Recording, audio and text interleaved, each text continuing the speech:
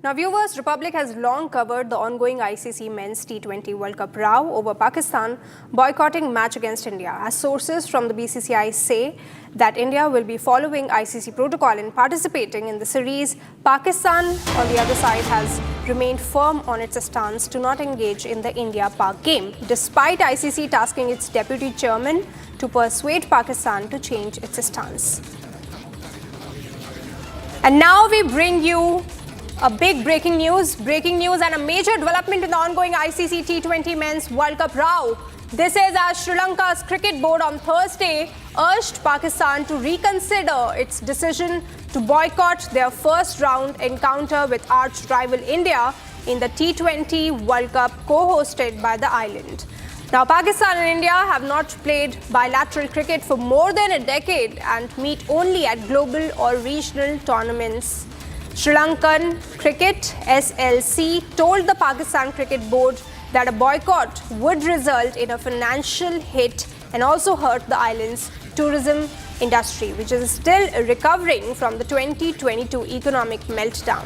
So here we have Sri Lanka now trying to persuade Pakistan to reconsider its stance on T20 World Cup, saying that if Pakistan boycotts the match against India on 15th of February, then Sri Lankan tourism sector will be hit and there'll be financial losses. Now, we do know that in 2022, Sri Lanka went through an economic meltdown, an economic crisis, and the country is still trying to recover and trying to stand on its feet back on.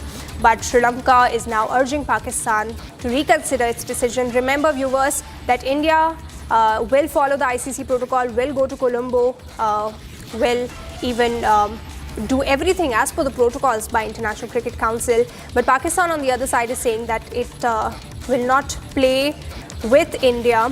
And of course, the reason is a sham saying that that playing a match in India is not secure for Bangladeshi players and not for playing in Colombo, in fact, with India will not be a justice to Bangladesh as well, is what Pakistan is saying. But we need to understand the larger context, that how Pakistan is trying to peddle its propaganda against India. So Sri Lanka here, a big breaking news, urging Pakistan to reconsider its decision to boycott the match against India, which is scheduled to take place on 15th of February. All right, I have my colleague Shivam with me from the newsroom. Thank you, Shivam, for joining this morning. A big breaking news now. Sri Lanka is trying to persuade Pakistan, saying, please play with India, because if you don't play, then there'll be an economic hit on our country. Tourism sector is also going to impact. Do you think that Pakistan will take a relook at its decision? Yes, this pertains to the Sri Lanka writing to Pakistan Cricket Board on urging to reconsider its decision. Now, Pakistan has clearly decided, because the top leadership in Pakistan has made it very clear that they, in solidarity with Bangladesh, will not be playing a match against India. Now, this also means heavy losses when it comes to hotel bookings and ticket bookings, which have already been done. So this is sort of a request from Sri Lanka Cricket Board in a letter to Pakistan Cricket Board, and it also reminds Pakistan Cricket Board and Pakistan government how always Sri Lanka had been cooperative when it comes to matches with Pakistan. Now, you must also remember there was also a terrorist attack long back when Sri Lankan team was on a tour of Pakistan. So this was also reminded in the letter, and they have urged Pakistan Cricket Board to reconsider its decision, because tickets have been sold. There will be a lot of tourism inflow also that will be benefiting the Sri Lankan economy as a whole, which is much needed. Sri Lanka needed much inflow when it comes to tourism also. Now, this was a 2-page letter which was written by SLC. It reminded the PCB of Sri Lanka's past support to Pakistan Cricket Board, especially Pakistan, during even challenging times, and urged the board to reconsider its stance. Now, they are highlighting, specifically they're highlighting the financial losses that would take place, the logistical losses that will be there, and reputational consequences for the co-hosts, because every everybody was waiting for this match, and it's a marquee event, and everybody is waiting for an India-Pakistan match because there will be lots of tickets that will be booked, lots of tourism inflow that will be also coming to Sri Lanka. Now, cancellations have already started when it comes to the entire match. Now, this means more losses for the Sri Lankan economy. Now, after bookings, if cancellations happen, that will be a drastic development for the Sri Lankan economy. And I'll also quote what Sri Lanka has said. Now, Sri Lankan government, the SLC, they have mentioned that we wish to place on record that Sri Lanka is highly anticipating the ICC Men's T20 World Cup 26,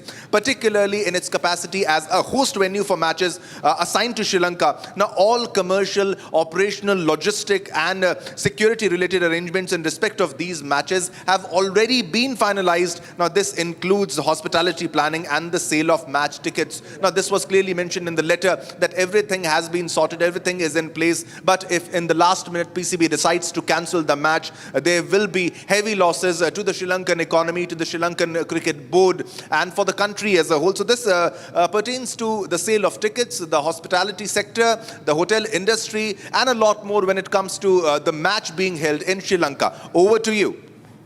Well, thank you so much, Shivam, for getting us all of those details. All right, shifting our focus, the Tirupati Laddu row has intensified after animal fat and chemical adulteration were flagged in the ghee used for prasadam. Now, SIT findings, fresh admissions and allegations of tender manipulation have prompted the Andhra Pradesh government to announce administrative action. What began as a political dispute is now a question of accountability and faith. Here is more on the story. The controversy began after animal fat was detected in the ghee used to prepare Tirupati's sacred laddu prasadam, triggering outrage, court scrutiny and an SIT probe. While the previous government denied adulteration, the Supreme Court appointed SIT flagged serious lapses in ghee procurement and tender processes.